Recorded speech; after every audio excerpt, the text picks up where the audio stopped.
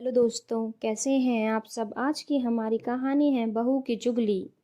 कितनी बार कहा है तुमसे कि किसी के सामने बहू की ज्यादा चुगली मत किया करो। यदि उससे कोई भूल भी हो जाए तो मन में ही रख लिया करो, किसी से उसकी शिकायत मत करो। तुम जानती नहीं क्या, दीवारों के भी कान होते हैं, परंतु तुम मानती कहाँ हो। दुखा दिया ना तुमने बहू का दिल। देखो वह रो रही है, क्या जरूरत थी अपनी सहेली के सामने उसकी बुराई करने की। क्या तुमने कभी कोई गलती नहीं की थी। जब तुम शादी के बाद पहली बार ससुराल आई थी तो उस वक्त तुम भी ना समझ थी, परंतु मम्मी ने तुम्हें प्यार से समझाकर गृह कार्य में निपुण कर दिया था। अब तुम बहू को भी तो प्यार से समझाकर उसकी कमियों में सुधार कर सकती हो। विनोद ने अपनी पत्नी रेखा से कहा। तब वह रोषपूर्ण स्वर में बोली, अब आप चुप भी हो जाओगे या बहू के सामने मेरी शिकायतें ही करते रहोगे। मैं अपनी सहेली से यही तो कह रही थी कि बहू से ढंग का खाना बनाना भी नहीं आता, ना घर का कोई काम ढंग से करना आता। इसमें चुगली की क्या बात है। यदि मैं अपने दोस्तों के सामने तुम्हारे बारे में ऐसा कहूं तो क्या तुम बर्दाश्त कर लोगी। बहू को तुम प्यार से भी तो समझा सकती हो। बहू की कमी प्यार से समझाने से ही दूर होती है, ना कि दूसरों के सामने उसकी बुराई करने से। तुम्हारे ऐसा करने से बहू के मन में तुम्हारे लिए सम्मान भी नहीं रहेगा। विनोद ने गुस्से में रेखा से कहा तो रेखा बोली, ठीक है मैं समझ गई, अब तुम गुस्सा मत करो, मैं अभी बहू को प्यार से समझाती हूँ। एक महीने पहले ही विनोद ने अपने बेटे अनूप की शादी शीतल के साथ की थी।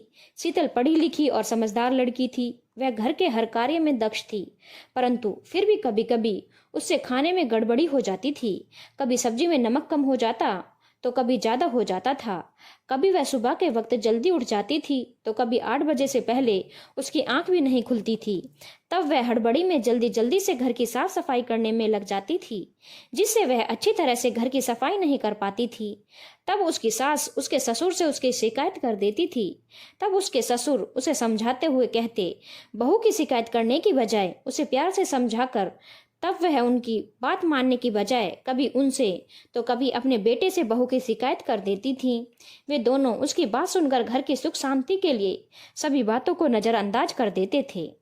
एक दिन जब शीतल सुबह के वक्त अपने कमरे से निकल रसोई में खाना बनाने जा रही थी, उस वक्त रेखा अपने कमरे में फोन पर अपनी सहेली से शीतल की बुराई करते हुए कह रही थी, मेरे तो भाग्य ही फूट गए, ऐसी बहू मिली है, ना ढंग का खाना बनाती है, ना ही ढंग से घर की साफ सफाई करती है। मेरा तो देखकर बहुत खून फूकता है। यह बात शीतल ने सुन ली थी। उस वक्त उसके पति विनोद भी कमरे के बाहर बैठकर अखबार पढ़ रहे थे। उन्होंने देखा रेखा की बात सुनकर शीतल की आंखों में आंसू आ गए थे और वह रसोई में खाना बनाने की बजाय वहीं पर बैठकर रोने लगी थी। पति की बात सुनकर रेखा शीतल के पास गई। उसे रोता देखकर प्यार से अपने दोनों हाथों से उसके आंसू पोंछकर बोली, बहू मुझे माफ कर दे, मुझे आज के बाद किसी से तेरी शिकायत करके तेरा दिल नहीं दुखाऊंगी, बल्कि तेरे साथ मिलकर खाना बनाया करूंगी, ताकि तुझे हमारे स्वाद का पता चल जाए कि हम कितना नमक खाते हैं कितना नहीं। यह सुनकर शीतल बोली, मम्मी जी मैं तो पूरी कोशिश करती हूँ खाना अच्छा बनाने की और घर में अच्छी तरह से सफाई करने की, परंतु क्या करूं, नई नई शादी है और नया नया माहौल है, सीखने में समय तो लगता ही है।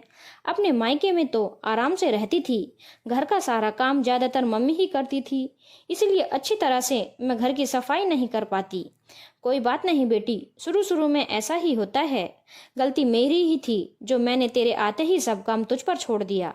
अब मैं घर के काम में तेरी मदद किया करूंगी और सिखाया भी करूंगी, ताकि तू अच्छी तरह से घर के कार्य में निपुण हो जाए। रेखा ने कहा तो शीतल के चेहरे पर मुस्कान आ गई थी।